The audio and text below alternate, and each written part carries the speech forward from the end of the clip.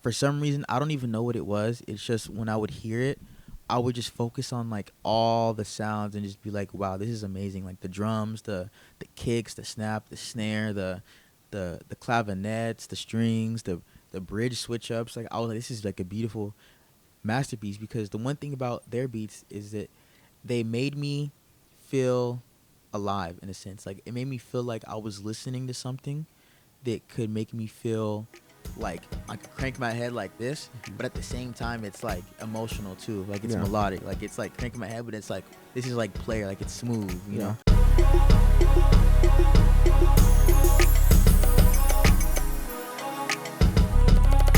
Hey, Justin, turn it up a little bit. What up, y'all? Welcome back. Today I have the Jestindothat interview. I have my man Justin right here.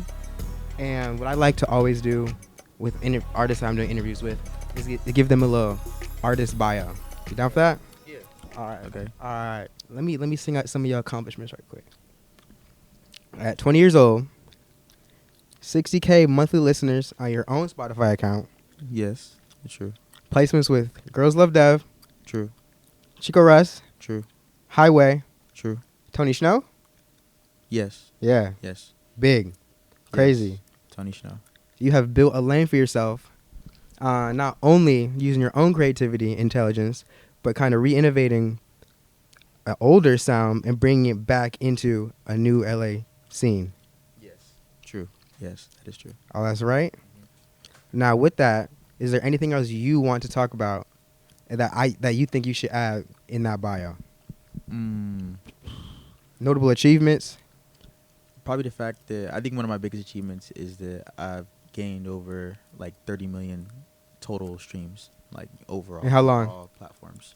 You said how long? In how long? In how many years? Probably since around 2022 to now. So 3 years. 3 years. Yeah. 3 years, 30 mil. 3 years, 30 mil, around there. Maybe 3.5. 3.5. Yeah. So that's like probably my biggest thing that I add. Right. And I like 2000s music a lot. Shout out Pharrell.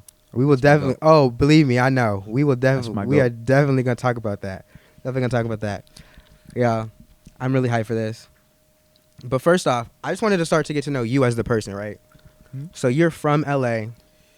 Talk about being from LA. How is it getting into the industry? Was it even getting into producing? Did you have a big homie? Did you have an older cousin, or was it all just like you saw Pharrell, you saw Tyler, you saw guys like that, and you're like, that's something I want to do?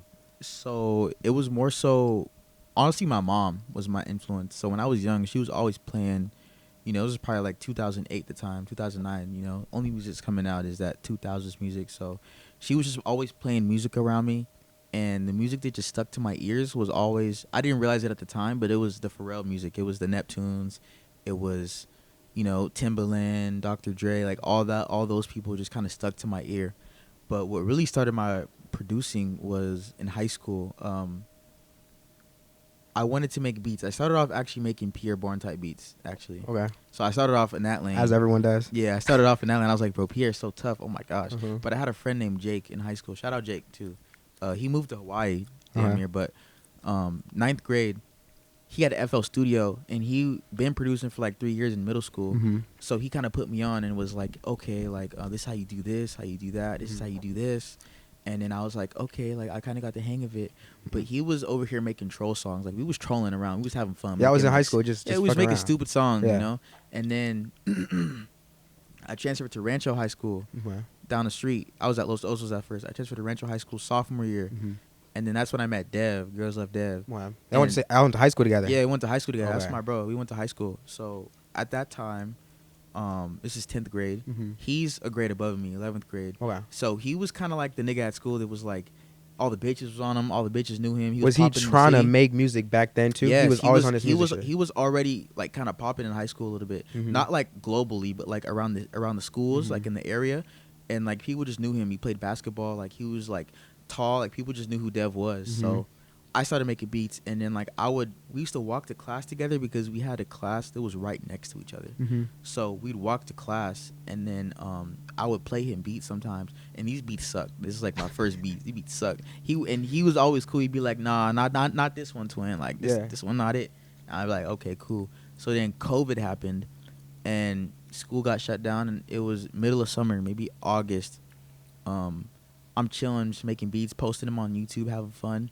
And then he calls me on Snapchat. I'm on Snapchat. Mm-hmm. He called me on Snapchat, and I was like, yo. And he was like, yo, that beat you just posted on YouTube, take it down. Take it down right now. Like, I have a song to this. Uh-huh. And I was like, okay, cool. And then I get the song back, and it ended up being Mario Chalmers, which is like... You're one of the biggest ones. Yeah, it's like one of the biggest ones. Yeah. It was like that first one. So then after that, he was like... There was this group called AK. They still around. AK with Ape CO, Himbeezy. Uh-huh. That's like the new people. But back then, he was in the group, and he was like, yo, you trying to get signed to AK? This on the third. Mm-hmm. And I was like, whoa, slow down. And he was like, chill. Like, I just made this one song with you, you know? Mhm. Like, I was just kind of skeptical because I didn't want to, like, sign a deal out of, like, excitement. Yeah. Like, right off the bat. Yeah. So I sent him a couple more beats, and then all those songs, he was like, yo, oh my gosh, like, you have a sound. Like, Mhm. this sound is crazy. And then all those beats ended up being his first tape. Like, Mhm. his first debut tape with Under Capital that Wow. we did. But a lot of my sound a lot of my shit I did for Dev was influenced by my homie Eric, DJ Eric. He's a producer. Mhm. And he kind of had, like, a sound that was not popular at the time. So it was like, it was West Coast, but it had, like, more of a melodic feel to it. It was like, it made you feel like, damn, like, what are these sounds, you know? Mhm.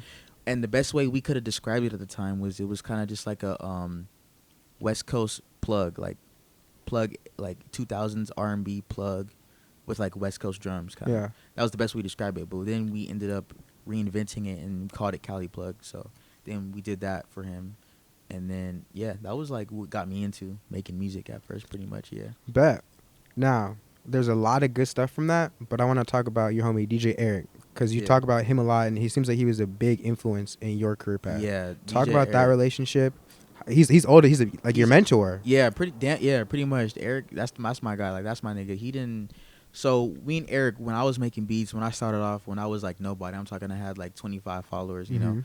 I wanted to make the LA music. You know, I'm from California. I liked the old LA music. When I mean Mhm. LA music, I'm talking about shit like Like Game. DJ Mustard, Okay. like 2014, 2010, Chris Brown, T Fly, Dom Kennedy, all that shit. Gotcha. So I wanted to make that blast, you know, and excuse me, I would hit up producers, right, like on YouTube, and be like, yo, do you have like any type of way you could help me make beats? Uh-huh. Delivered, sent, no response, right? Eric was the only one on YouTube that responded to me. He was the only one that responded to me, and I'm glad he was the only one that responded to me, because he honestly had the best beats out of Yeah. all his competition. Mhm. So he responded to me, and like it started off like he wasn't really my homie at first. He was just kind of just like being cool. He was a cool nigga. He just kind of just showed me the ropes of like producing more. Mhm. And I would send him shit and be like, yo, is this hard? Like my old ass beats. He'd be like, nah, this is like ass. But like he would be nice about it though. That's why I fuck Eric. He would be nice about it. He'd be like, like it's cool, but like you get better. You'll get better at it. Mhm. So then he lives in Long Beach, you know. I'm Okay. all over here, so I only met him once actually. Ever. Yeah. So over time, I would just get better at beats, keep sending it to him, Mhm. showing me, and we would just have fun. And then I formed a friendship with him, Mhm. you know.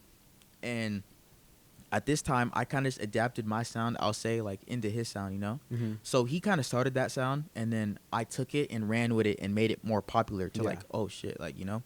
Even I'm working with, we and him are working with you know who Zangang is? Yeah. Zangang, the producer. Yeah. Yeah, we're working with Zangang on a whole samples thing That's of dope. like just California music, Yeah. like 7K people from all types of producers. So Yeah. I kind of just like took his sound and put it to the forefront. Yeah. So, and like the best retrospect I can compare to is like the Neptunes. Like he's more of like the Chad. I'm more Mhm. of like the Pharrell. Like I'm more of like the Face. Like, Yeah. you know, but he's doing a lot of behind the scenes shit Mhm. that we was doing. So yeah, shout out to Eric. And now like we've been doing this for like 3-4 years. He's been a big impact on everything. He's always innovating and creative and being more creative in ways. And I'm just always bringing the beats out to the artist and like adding my touch to it as well. Yeah. To make it have that polish. Like that's what we need, you know? Yeah. So it's kind of like I'm taking his creative side and I'm honing it and like putting it in a box, like forming it for like the artist kind of. Now you are 20 years old doing all this. Yes. How speak to from such a young age, you like knew how to work your way around the industry. I think that's something that a lot of people don't understand is how to build those connections, Mm-hmm. and not in a way that's you do have to be annoying. Like you do have to hit people up all the time, be Yeah. relentless about it. Mm-hmm. But you have to understand boundaries. You have to understand when you should hit people up with what beats you should send people. what was that process like for you, especially being so young? Like you're in high school, hitting up producers, hitting up people who are older than you, saying, "Hey, can you take a look at this?" Yeah. I think it honestly takes some sort of humility. Hmm. It takes humility and being embarrassed, Hmm. honestly, because there's a lot of times when you'll send a beat out and you're not going to get a response. Yeah. Like, there's a lot of times where I send beats out and nobody responds to it. To like, this day, I ever. bet. A little Yeah, bit. To this day, A little yeah. bit. And even though there might be 10,000 people responding to it saying this is good, you Mhm. know, it doesn't matter if that one person you're trying to get a song with doesn't like it, you Yeah. know? So I think it takes humility. And also on top of that, I believe that the whole time in the industry, it takes some sort of learning. You need to learn from the people that came before you. Mm-hmm. Like when I was young, just for fun, I would look up like old Kanye, Pharrell videos and like just look at the wisdom they would give like on how to navigate yourself through the industry. And I would just take that and kind of just use it as my own. Like I forgot what it said, but I think DJ Mustard said in an interview like when you got that song with Kendrick Lamar, Not Like Us, Mm-hmm. he sent beat. You got to keep in mind this is DJ Mustard we're Yeah. talking about. He sent beats to Kendrick Lamar for 6 months. Kendrick Lamar did not respond at all to Wow. any of them. So DJ Mustard didn't even know that he got the song with Kendrick until it came out on the radio. Yeah. So it doesn't matter what level you're on, you're always gonna get ignored. Like I know Metro Boomin probably get ignored sometimes. Like Mhm. probably get beats sent. You know that happens just being a producer. Mhm. You just have to be relentless and have that confidence to just keep sending out. So yeah. But now, what I want to ask is kind of pushing our way into you as an artist. But I want to ask you, was there a pivotal moment where you were like, I'm going to be a producer as a career? Not because my homies are doing it, not because this is something I enjoy, it's fun, it's a hobby, but I'm going to go full throttle with it. Was that when Dev came up to you and was like, yo, let's sign this? Because it seems like early on, people saw something in you. Even when, as you were saying, the beats, for your own standard, weren't that good, people saw something in you, and people were willing to pour into you. Yeah. So was there a moment where you were like, yo, I can really do something with this? Good question. I think that the moment where I was like, I'm gonna do something with this, like as a career, like actually pursue this, was after me and Dev dropped our first tape. Like right after that, because when we did our first song, I was like, "Oh, this is cool!" Like, Right, not to cut you off, but he's already signed with Capitol at this point. yeah, he signed with Capitol. We dropped our first tape with Okay. Capitol. It's doing numbers. It's going, doing its thing. Mm-hmm. And I saw the love and support that everyone was showing. And in the back of my head, I was always like, I always want to do music. Like I've always wanted to do this, like as the main job. But it was just kind of just like my fear in the front. But then once I saw the love that can be reciprocated to you for doing something you love, I was just more of like, oh my gosh, like this is what I need to do. Like this is what I'm doing. And Dev was, and also another homie, his name is Drew actually too. He makes music, he was pouring love into me too. They would gas me up like, oh, like your beats is hard. You feel me? This, that, and the third. So then it kind of made me have more confidence in myself and be like, I'm not the best producer right now. Like I don't even know music theory, but I'm gonna learn. Yeah. So it kind of just made me want to have that to just like realize like, okay, like I want to be a better producer. I want to pursue this, and I want to get better, and I want to make more connections, and I want to do better, and I want to make more money, and I want to make more streams, and I want to make people feel good when they listen to music. I like a lot of reasons I'm hard on myself with my music is because I feel like even though someone might like it, it might not feel good to me to make it. Like I might have made it, but I might have been like this is like an okay vibe. Like I feel like I can do better, so I'll just scrap it or do whatever with it. So yeah, that was definitely something around when we dropped. Me and Dev dropped our first tape when we finished. Yeah. And you talked about vibe. It seems like vibe is big for you because how melodic your beats are. Like how melodic the stuff you're coming out with is. Speak to, are you picking a different vibe for each song? Is each song its own like baby that you're creating and making? Or is it kind of every time you're done with a track, you want to feel a vibe within yourself? Do you want to feel empty within yourself? Do you want to feel like you poured everything into that track? Do you want to feel like you put your, like, are you searching for a vibe internally, or are you searching for a vibe within that track? Does that make sense? I'm searching for a vibe in every way possible, internally, in the track, and I sometimes imagine if I was listening to the track. Okay. So it's funny because when I first started making music, like, I was so in tune with it up here that like I could only make beats off of emotion, you know. Mhm. So whether it was like an old high school girlfriend that broke my heart or Mhm. something, or somebody that said something or whatever, I'm feeling this type of way, I would go and make music, and like I would just imagine things, like imagine sounds in my head, like a sort of melody Mhm. that would like soothe whatever I was feeling in here. So like whether it's like a melody from a song I did 2 years ago, whatever it be, you know, I would imagine like that melody in my head, and I would play it down, and then I would take my time with it and like really listen to it and be like, okay, can I like, am I feeling this? And if I felt warm in my chest, like warmth here, Mhm. that kind of says like, okay, like I'm doing what I'm doing, you know. Mhm. So that's just kind of how I went about it, and then I kind of just, I still do that to this day, you know. Mhm. There are moments that when I had that pivotal moment, like you said before, when I changed from doing this as a career, Mhm. where I do have to force myself to make music, and sometimes that is not good to force yourself to make music, you know. Oh. But for the most part, I still love doing it. I still love the vibe. I love the process too, the process of making your own sound and getting all of that out into the music, like getting all of this built up here, Mhm. which you need to just let out, and just letting your emotions express themselves through sounds and creativity. Yeah. That's like the best. So yeah. Most definitely. Most definitely.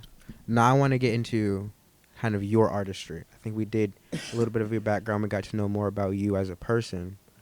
The first thing I want to ask you is, the first thing I saw when I looked you up for this interview, when I did my research, was not only are you obviously a producer, but you're kind of an artist in your own way too. In terms of like your Spotify account is regularly active. Another big thing that I saw was that we talked about was the Soulection that you had a beat up on there. Shout out Joekay. Go. So talk about that. If you're gonna shout them out, talk about that. Talk about Yeah, that experience. Joe- Talk about how that Soulection came to be. Joe is an amazing person. First of all, I just want to say that he And Joe is he's the creator of Soulection, so he's like the CEO. Like Okay. he's also a DJ as well. Mhm. So he has an old vibe. He has a '90s vibe to him. So Mhm. he likes '90s, 2000s. He also likes he likes house music as well too. So he's a Mhm. really popular DJ. Mhm. So what happened with that is I was just posting on TikTok, you know, doing my thing, posting beats, everything, and Joekay he hit me up and he was like, yo, like I like your music, this, that, and the third. And I was like, Mhm. yeah. So we followed each other, and then after that, a couple months later, he was like, oh, like I'm thinking about getting a bunch of producers together Mhm. and putting all you guys in a room and working on our tape, because he wanted to drop a tape for himself, like on his name, and he Mhm. wanted us to produce it for him. You know, Wow. he got artists. He was doing some DJ Khaled shit. He got artists, he got producers, and he was matching us up in rooms. Yeah. We went down to the Amazon studios in LA, and he was matching us up. I ended up being with this producer named Flower Child. Wow. Him, this artist named Matt Keen, another artist named Kari, Wow. another artist named Pilo. So they're Shout out all Pilo. yeah. I ended up being in the studio all of them. It was an amazing time. So Joekay, he believed in our sound. He was just like, I think that if I put Jestin with, you know, Pilo and Kari, they can make something that's cool. You know, he kind of Mhm. knows, and he studied all of us Mhm. and made the best educated guess Yeah. on making something good with the groups we were given. Yeah. So yeah, our Spotify, yeah, Joekay, love Joekay, yeah, cool, Yeah. really cool. Now, on that, you were saying, and I kind of forgot this question. Yeah, me too. But you were saying, within that, you were talking to Joe, and oh, here it is. So, along with the artistry question, TikTok is huge for you. It has been huge for you. Yes, TikTok has been pivotal for Like, me.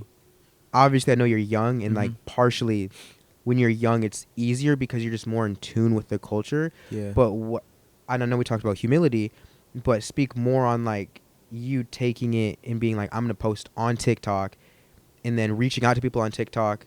Like, what can TikTok be as a tool for artists, for producers, for anyone who wants to be in the music industry? Speak to that and how your experience was on TikTok. My experience on TikTok has been up and down.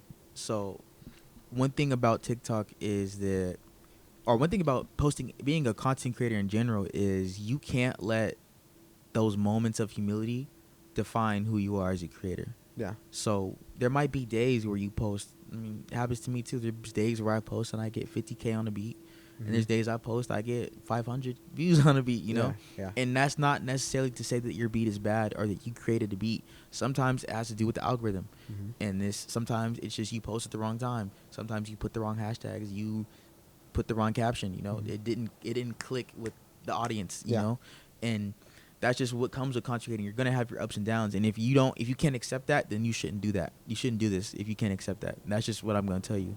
You know, that's even happens to big artists, people you look up to, Drake, Janaiko, Big Sean. Like, they have their off songs, they have their songs on the album, they have their flop albums. You know, like genuinely, like think about the artists, the biggest artists right now. A lot of them are still relevant, and they've had flopped albums. Like, they've had albums that flopped, and that's what comes with doing this. You know, you're human, you're gonna make mistakes, or you're not gonna put something out that sometimes the world isn't ready to hear, and that's okay, you know.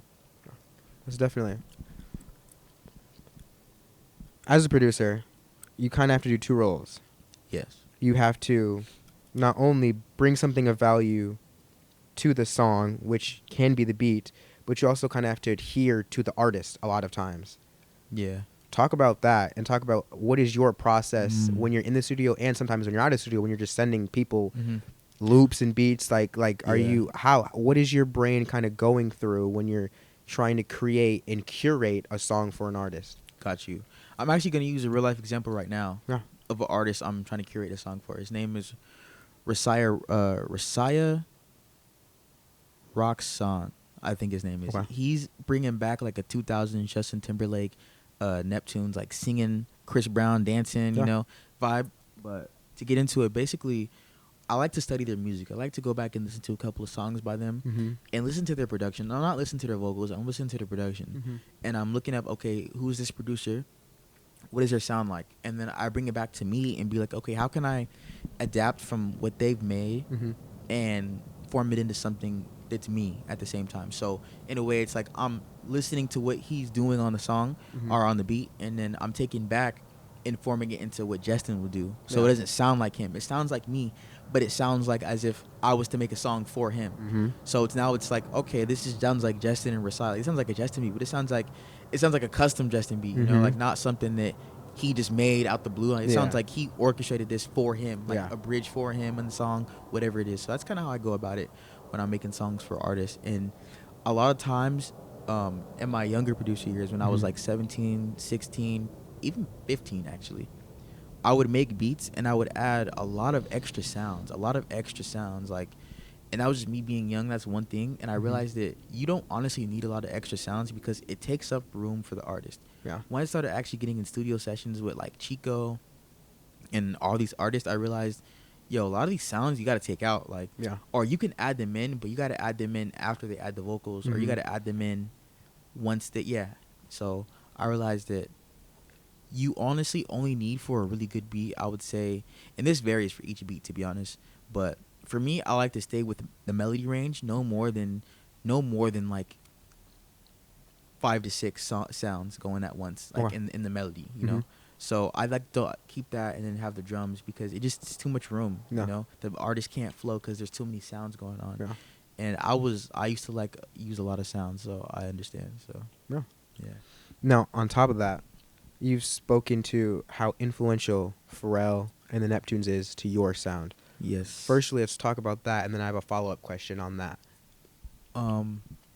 So with the Pharrell music, a lot of his old beats, him and Chad, shout out Chad too, him and Chad, for some reason, I don't even know what it was. It's just when I would hear it, I would just focus on like all the sounds and just be like, wow, this is amazing. Like the drums, the kicks, the snap, the snare, the clavinets, the strings, the bridge switch ups. Like I was like, this is like a beautiful masterpiece, because the one thing about their beats is that they made me feel alive in a sense. Like it made me feel like I was listening to something that could make me feel like I could crank my head like this, but at the same time it's like emotional too. Like it's melodic. Like it's like cranking my head, but it's like this is like player, like it's smooth, you know.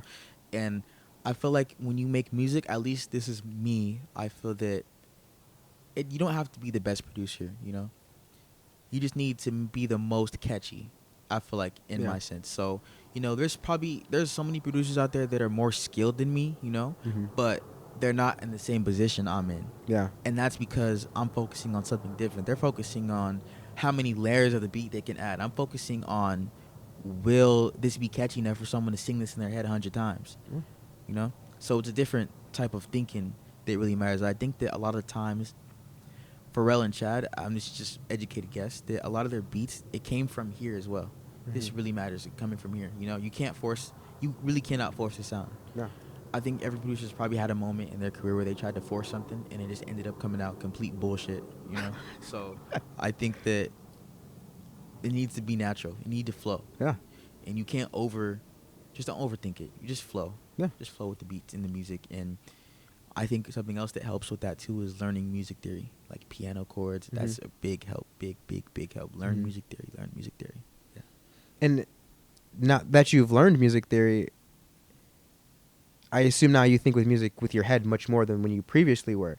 So how do you use like that's such a dichotomy at times to use your head and your brain? Yeah. So at the same time, I think at the end of first off, I'll say this. I know music theory, but I'm not like super good at it. Mm-hmm. But I know chords. I know minor seventh, minor ninth. I know how to build chord structures Mm-hmm. and lay them out in my FL Studio and everything. Yeah. And I do know some scales, but besides that, I think that I'm more so, if I had the choice to choose between my brain and music theory, I'm going with my brain, because the one thing about music that makes a lot of Pharrell's music and Chad's music and Tyler's music so good is that it's a little outside the box, you know? Yeah. A lot of the chord structures of songs, of good songs, don't always need to be so set in stone, black and white, you know? The good thing about music is what makes a lot of these artists break through is that they're reading in between the lines of black and white, you know? They're coloring in a little bit, going a little bit off the edge, and that's what kind of gives them their little like funk and edge to their artistry, is the fact that they're not doing it by the book all the way, you know? There's a certain way to do it by the book where it sounds good, and there's a certain way to do it by the book where it sounds like complete utter trash. Yeah. And you got to do it the way where it sounds good enough where it's like, oh, this is like good to my ears, you know? Because I didn't have producers even tell me like on some of my songs like, hey, this is like a little out of key, you know? And they're probably right. Like, yeah, it probably is a little out of key, but the average ear listener isn't going to notice that, you know? Yeah. And they actually, that's the part they like, is the part that's a little out of key, you know? So I think it's just more of just trusting your ear. And sometimes you have to leave the project alone, come back to it the next day, a couple hours, and listen to it again. And if it sounds stupid, take it out, obviously. Yeah. But if it doesn't, keep it. No. So yeah, that's just... For sure. Let's talk about your newest tape, Cali Plug 2, Young California. Man, I love that. I love that tape. That was me and Eric. That was something that me and Eric wanted to do. So me and Eric, we worked on that for a couple years actually, because and this isn't just to any of the artists, but we kind of had trouble with some of the artists finishing the songs. So we had the beats ready, and we had the people willing to record on it. It was just more of like a funding issue of like, oh, like, okay, we need to record, like we need to go back to the session, come back, log in again. So that's kind of what took it to do long. But that album, that's a tribute to actually DJ Charisma and Young California. So Young California is actually, I think it was a radio station, and they used to play all the old California music from like 2010, 2011, 2012. So with that album, we had planned to basically do what me and Eric do and bring it to the next level. So if you heard our first tape, Cali Plug 2, Just Read Up, that was a tribute to YG, his Read Up tapes. Wow. So that tape was kind of like the forefront, like the base of it, and we wanted to kind of just show everyone like, we're elevating the sound now. This is what it's going to sound like. This is the standard, because honestly, me and Eric, we have a lot of clones, a lot of clone producers. There's a lot of clones. I'm not going to say names. I don't hate y'all. I actually thank you guys. It's flattery. It's flattery if someone is imitating. Yeah, you. they're imitators, and me and Eric don't have a problem with it. We laugh about it, you know, like, we actually cool with some of them. But in our group, me, Eric, producers named 7K, Trance, just some other producers we work with. Those are like the ones they got the sound. Like those are the ones we work with on a day-to-day basis and everything. And those are the ones we love. We love and cherish them. They're great producers. They do a lot of melodies on our songs too. So shout out to them as well. And on that tape, you worked with, as we talked about before, a frequent collaborator, Dev, Girls Love Dev. Yeah. We also worked with artists like Highway. Highway, yeah. Talk about that track with Highway, because I feel from someone, He's from Seattle. shout out Seattle, Mm-hmm. someone who is someone who might be from Cali might not really know who that is because Yeah. he's in a usually a totally different Yeah. lane. So me personally, I listen to that music, Yeah. so I know who Highway was. I was more so surprised that he hit me up because when that happened, this was 2020, early 2023. I posted a beat on TikTok and he hit me up for it. He just texted me on Instagram. He was like, "Yo, this beat you have, send it to me." And thing about Highway is I don't even talk to Highway like that anymore. Like I don't talk to him, and there's no beef or anything. He's just more of just like doing his thing in his lane as he should be. But Highway is hella mysterious. Like I hit him up back, and like he just ended up saying like bet, and he sent the song back, and like that was pretty much our whole interaction. it. Like that was pretty much it. Yeah. Like we texted a little bit after that, and I sent him some more beats. He was like, "Send more beats and everything," Mhm. and he hearted a couple of the beats in the messages and like recorded on them. Mhm. But I never got him sent back. Probably just like he got a new phone, lost in translation, moved on to everything. Yeah. That's just how it be. You don't even be nothing personal. But yeah, that was pretty much me and Howie's interaction. Yeah. He just hit me up on TikTok for that beat. I sent it to him. He sent it back. I was like, "This is hard." And then that beat, or that song was actually in the vault for like I think a year and a half, 2 years. Wow. Yeah, that song was in the vault for a minute, and then I just put it on the tape. I was like, I asked him, I was like, "Yo, you gonna use this?" And then like he responds, I was like, "All right, fuck it, like I'm just using gonna put it. it out." Exactly. Like I'm gonna put it out. So yeah, that was just pretty much what happened with that in Highway. He's Right. hella cool though. Before I move on, is there anything else you want to talk about on the Cali Plug 2 about that tape? Anything that you want to say on that tape? It feels like that tape was a really big coming out for you. That tape was, people are gonna go back to that tape and love it more, you know. Like I loved working with Leo on that tape. Highway, my homie Drew, or the Chink is his name, Mhm. is his stage name. Dev, 5-star DJ, Thule, Walking Heart. I love the way we experimented on that tape. That tape was really experimental, and honestly, it's not for everybody, you know. It's for people that was more so for our core fans, you know, because I was starting to go in a different lane. But I wanted to do something else with Eric as well. I wanted to be like, bro, like let's just drop some shit for the Cali people, because I kind of have two fan bases. I have a fan base of LA fans, and I have a fan base of TikTok 2000s R&B lovers, you know. So, and I kind of have fans in the middle too. Mhm. So I kind of wanted to do that for my old fans, because I had a bunch of people saying like, "Yo, when are you and Dev dropping again?" I had a lot of people, a lot of LA fans, core fans from like the Dev era and the Drew era that just love that music, and I was like, "Yo, I'm gonna give y'all one more kind of thing before I move on to like my new sounds and stuff I'm working on. I'm gonna give y'all one more, Yeah. just to show that I appreciate y'all Yeah. a lot." So that was kind of the goal with that tape and Yeah. everything. For sure. Now I want to talk about some songs, some viral songs you have going on right now. First, let's talk about Hot Topic, Ashley Imam. It is going absolutely bonkers on Yeah, TikTok right that now. one's going nuts. Yeah. Like it's turned into a whole trend. Yeah, literally. All the females on there is showing their outfits and showing their day in their lives and everything. It's cool. Yeah. What was the process of making that? She's from the UK. Yeah, she is from the UK. So who reached out to who? So- how did it get cleared? All that stuff. You remember Chico? Yeah. So Chico, that's my boy. Yeah. He has a manager named Blake, and Blake hit me up because the one thing is that I did that song for Chico, but I was asking Blake, I was like, "Yo, do you know any other artists?" I was eager. I was like, "You know any other artists that I could like send my beats to?" Because Blake fucked with my beats. His Yeah. manager, he fucks with my beats, and he's like, "Yo, your beats don't get enough love. Actually, like I need to find people." So he was kind of like, out the goodness of his heart, he was acting as my manager. You know, he wasn't even my official manager. He was just acting as my manager, looking for work for me, just because like I asked, and he respects me. He likes my work and everything. So shout out to Blake for that. And he hit me up and he's like, Shout out Blake. Yeah. I know Blake too. Blake is so cool. Blake's cool. Blake helps me Blake, out as an A&R. Thank you. I hate Blake is Oh the, my the gosh. dopest. Blake is so dope. Thank you, Blake. Oh my god, He's the dopest. Yeah, he's cool. So Blake hit up her manager. No, he saw her TikTok of an old song she did that she had made before. Mhm. I think it was Marseille Part 1, Okay. or the first one she did. So he got in contact with her manager, and Blake hit me up and be like, "Yo, this girl from the UK, I think you could make some hard beats for her. Like, I'm gonna hit you up with her manager, right? Connect her with her manager." And I sent beats to her manager. we was in a group chat, me, Blake, and the manager. And then after that, I got in contact with Ashley, and then I started sending her beats directly. And then we kind of formed a friendship at the same time over this. So she kind of told me what she liked in the music. I'm like, yo, like, what type of shit are you looking for, you know? And it just happened to be that the shit she was looking for is the type of shit that I love to make. Like, I actually get a smile on my face when someone tells me to make some shit like this. I'm like, ooh, like, you want some of that? Like, okay, I can make that.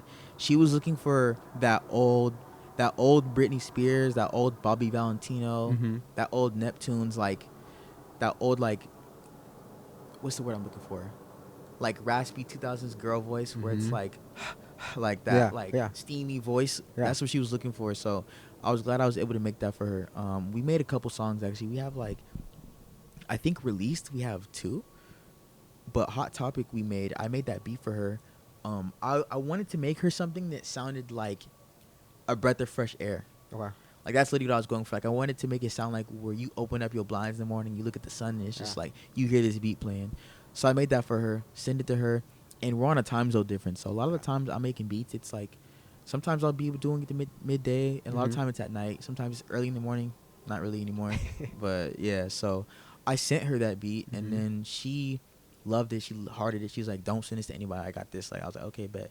And the thing with Ashley is she takes her time writing. So she's more of a she'll write like maybe 30 seconds in and then send it to me and see how I feel. And then I'm like, okay, like, this is cool, this is not cool, you know. And she put it down, and then I told her, I was like, oh, this is nice, like, this is new. And the whole song, it sounded like she had like a steamy voice the whole song through. And I was like, this is hard because no one's doing this right now. You know, like, people did it in the past, but right now this is kind of what we need. I didn't know it was going to be that big of a hit on TikTok, but Ashley had faith in herself, and that made me believe in her as well. And I know she doesn't have the biggest following, but I honestly thought, like, she could be pretty popular, you know? The thing about me is I feel like if you have talent, I'll work with you. So if you have talent and I like your music, it don't matter if you got 5K, 10K, I'll work with you. Same thing with my homie Nueve Leo. When I first met him, he had like 3K followers, but he had the talent, and I was like, I'm gonna work with you. So yeah, shout out to Ashley. That was the process with that song, though. Thank God you brought up Nueve, because I want to talk about him next, and he's actually on a roll. I know we were talking about him in the group chat, and now he has a song. His song with Wes Patrick just came out, and that's doing numbers. So talk about your song with him and your relationship with him. Yeah, so Leo, that's like one of my best friends, honestly. Yeah, I go to we live not that far from each other, so we hang out a lot of times. We're not even doing music. We're just fucking around, bullshitting. So, well, the whole thing with that, so that beat I posted, Lovely Day, on TikTok. So there's actually another Drew. There's a third Drew. His name is Low Rider. He's a producer. So he hit me up, and he was like, yo, this beat you posted is hard on TikTok because the 2000s beat. He actually has a beat going viral right now, too, on TikTok. It's called, like, 90s Fine or something. But, yeah, anyway, he hit me up, and then he was like, yo, do you like this song? I was like, yeah. So then I went to Drew's page, and I saw that I was checking him out because I followed him and everything, and I saw he had a song with someone named Nueve Leo. I was like, dude, this little kid is hard. Like, who's this little Filipino kid rapping like like a nigga? I was like, hold on a second. I was like, who is he? He's hard. I followed him, and then I texted him, like, yo, let me send beats. You're tough, right? Gave me his email. And then I guess word got back to him that I followed him to Drew. So then they started talking, and then they made a beat. They made a melody. Drew made the melody, and that was the melody to Lovely Day. He made the melody. Drew made the melody to Lovely Day. He sent it to me, and they're like, "Yo, we're working on something for Leo. Do some drums on this, like some like Neptune's drums, you know, because people know my drums. People love my drums. Like, I don't know, they love my percussion. So I got the song package in my email. I got home from school or whatever that I was doing. And then I opened it up on FL, obviously. Got the melodies, laid them all out. I played it, and I kid you not, I literally got a smile to my face. I got like a smirk. I was like, oh my gosh. Like, this is my shit. I was like, this is hard. So I did the drums. Took me about like 40 minutes, 35 minutes. I finished the beat, sent it back to them, screen recorded it off my phone, posted it on TikTok, and went to bed. And I woke up the next morning, and it had like 100K views. I was like, what the? I was numbers. Like, but that was my second beat that I did that did that. I had another beat called First Class that I did before. So then I was like, damn, I did it again. I was like, let's go. So then I tagged him and everything, and then everyone was like, oh, post this on Spotify, all platforms. And I had to and they weren't used to this. Drew and Leo and Drew, they weren't used to like the whole posting the beats on all platforms, just the beat, realizing you could make money off of that. Like they were not used to that, so I had to like, they were kind of like skeptical, like they didn't really know me that well at the same time. So like I just met these guys like a week ago, and we have a viral song, and I'm asking them to post it on all platforms. They're kind of like skeptical, like I don't know, I kind of, because Leo wanted to make a song with it, you know, so Leo was gonna make a song with it for him. That was the whole purpose of us making that beat. And I uploaded it to TikTok, and they didn't know about it, but I didn't think that it was gonna be big of a deal. They didn't get mad at me, but I talked it out with him, and I was like, yo, like, this is not anything ill, like I just posted it. I'm just trying to get my bag. Yeah, so I told them, I was like, I obviously was gonna ask you guys for splits. Like I'm not gonna do them wrong. Those are my boys. So I asked them for splits. They let me post it and everything on all platforms. Everything was green. Got the views up. Leo dropped his song with that beat, and that ended up being like that was Leo's one of his first big songs. Like one of his first big songs that happened. He has bigger songs than that now, but that was like his first big one that kind of like put him like, you know, like on the little, on the radar. Yeah, on the radar a little bit. So for sure. Yeah, I was so glad to work on that with Leo and everything. That was amazing. And I know we've talked briefly on this, but I think it's such an important point to honestly drill in, because like posting your beats and like thinking to do that is like, it's genius. Like I know it's like very common now, but like as you were saying, like some people don't think to do that. Like what, in so many ways you show that you're actually innovating, and then you're actually changing not only like culture of sound, but like how you can show up as an artist and like as a business person kind of in the industry. Like what does that, is your parents in business? Is that just you like just being on the internet all day seeing stuff? Like what is that? Honestly, a mix of everything. My parents, very supportive of me. They've always loved me, like, and showed love. My dad, he's a real estate agent, so he's always been a businessman my whole life, you know. He's always just being around him on the phone, talking to clients, like I just pick up stuff. And him talking to me, even though it'd be for like 5 minutes or whatever, I just always learn, you know, from my dad. My dad's like been like my mentor in like a business way. He's always like shown way to innovate himself. I saw him innovate himself in his business ideas, and I kind of just took from that, you know. And one thing my dad always told me that stuck out to me, really simple quote, but I'd always just complain like, oh, like in the future, like, oh, like I don't want to live in California, like it's too expensive, right? And he just said, well, just make more money. Like, and I was just, I don't know, that when he told me that, I was just like, like I guess he's right. Like just make more money. So I just kind of always found ways to innovate.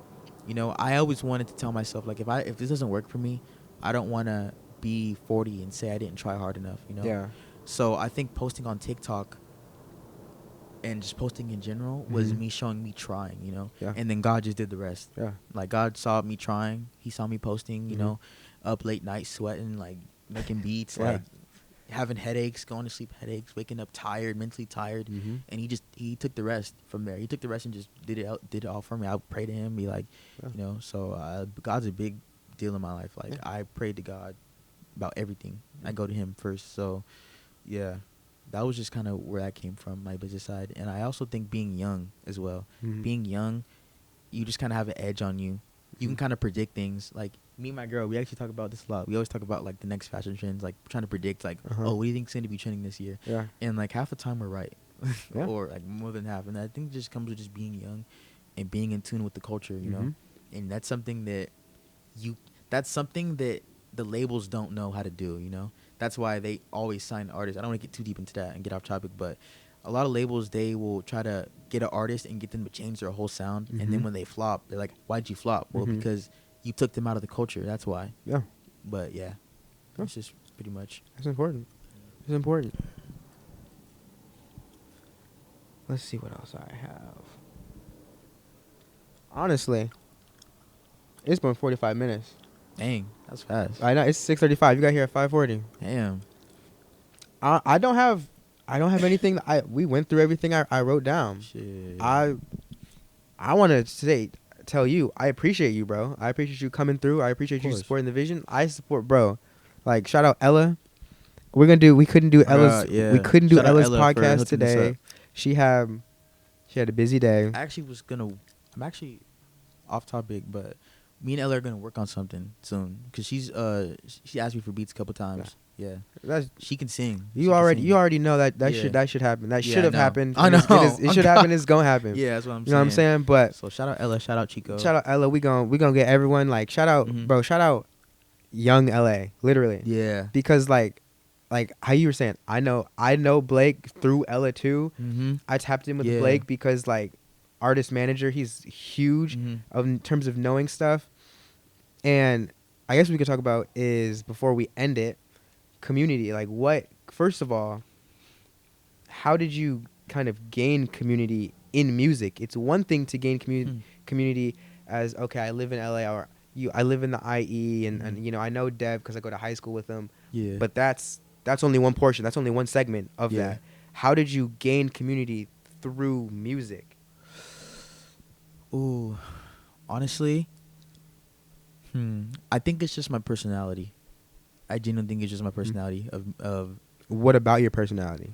I think it's the fact that I genuinely just like to make music, and I like to make music with people I'm actually friends with. Mm-hmm. I don't like, sometimes there will be times where it'll be kind of fabricated in a sense, but I like to at least be cool with the Yeah. person. Like, I don't like really anything being fabricated to like where I don't like you, Yeah. or there's animosity, or like you're doing this just to like be around me, Yeah.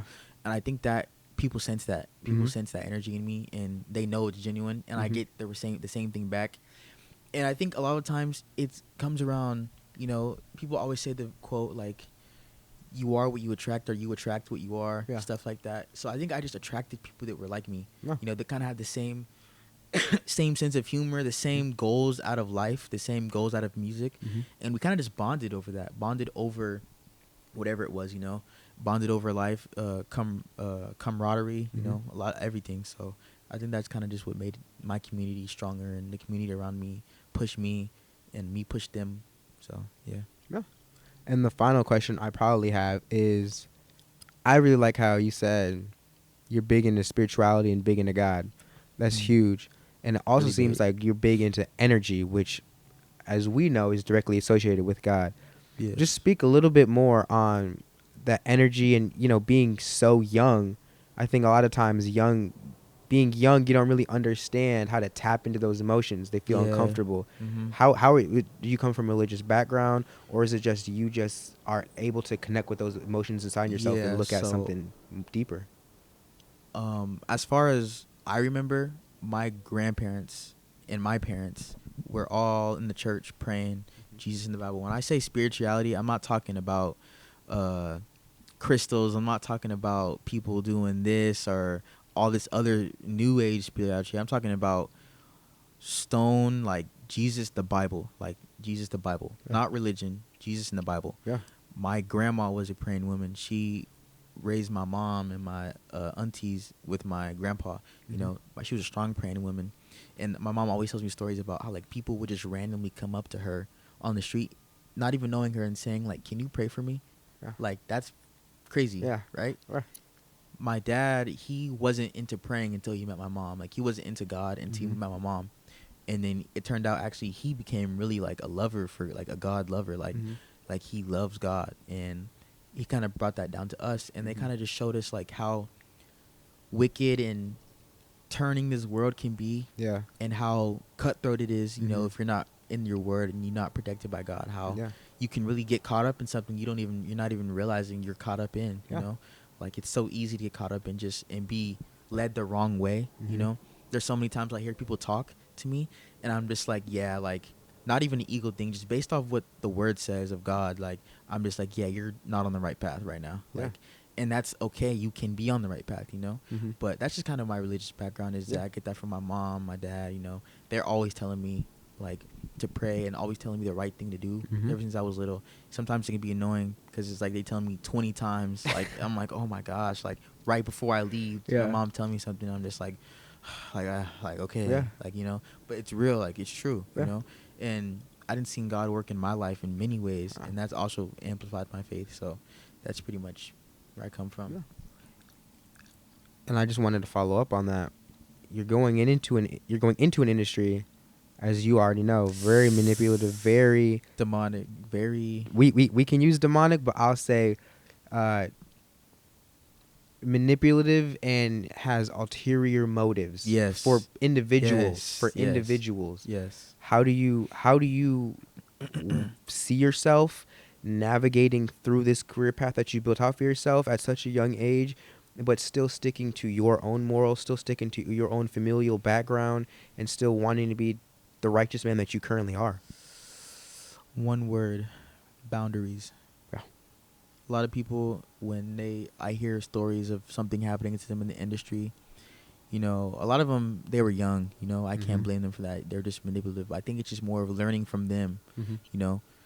The whole point of history class is to let the same thing not be repeated, you know. Yeah. So I think in this industry, you need to learn from people that came before you, that learn what they did and why they did it, so you don't make that same mistake. Be smarter than them, Yeah. you know. That's why they're telling you, so you don't make the same mistake they did, you know. Mhm.